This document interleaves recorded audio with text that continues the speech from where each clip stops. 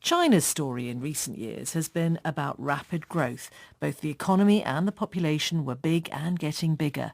But it's now expected that China is about to record its first population decline in decades. In 2019, it's thought there were more than 1.4 billion Chinese. But the latest census, completed at the end of last year and yet to be published, is expected to show the country's population below that figure. Kerry Allen from BBC Monitoring explained the significance of that number of 1.4 billion. Well, there are a number of reasons why it matters. You'll often see China's government referring to the country's 1.4 billion population to emphasize the country's collective strength. So in a lot of state-run media in relation to the 2019 Hong Kong protests, for example, and also China's recent retaliation to claims of forced labor in Xinjiang, it will really emphasize that the whole country, the 1.4 billion people, are united. But also ordinary people in China, there's a lot of concern because a shrinking population means an increased strain on young people. So in China, there's a family structure which is basically 4 grandparents, 2 parents and 1 child because of the now abolished one-child policy.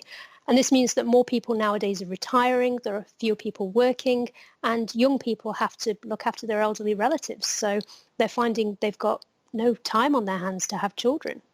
There's long been talk about this demographic time bomb, and it's why the one-child policy was relaxed. But has this shrinking of the population come earlier than was expected? Absolutely it has. I mean, I remember back in the early 2010s, there were anticipations that by 2050, China's elderly population would account for a quarter of the total population. And then in 2019, I heard that actually it would be a third of the population by 2050, and by 2035, 15 years earlier, there will be a quarter of people in China over the age of 60. So now that this situation has arisen, what, if anything, is likely to be the policy response? Well, this was actually discussed recently at China's 2 sessions. So there were a lot of policies very much trying to force women back into traditional roles. So there were policies discussed about dropping the marriage age of women from 22 down to 18. There were policies discussed about extending the length of maternity leave for women.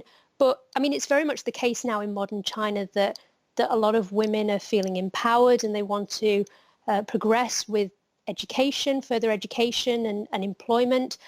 So they don't want to be forced into these roles. They don't want to be baby-making machines. And there has been, I mean, I've been seeing on Chinese social media platforms like Sina Weibo in recent years, a lot of young Chinese people saying that nowadays they don't want to get married. There are millions more men than women. So many do think that they may never meet a partner, and a lot of young women would rather pursue further education or employment.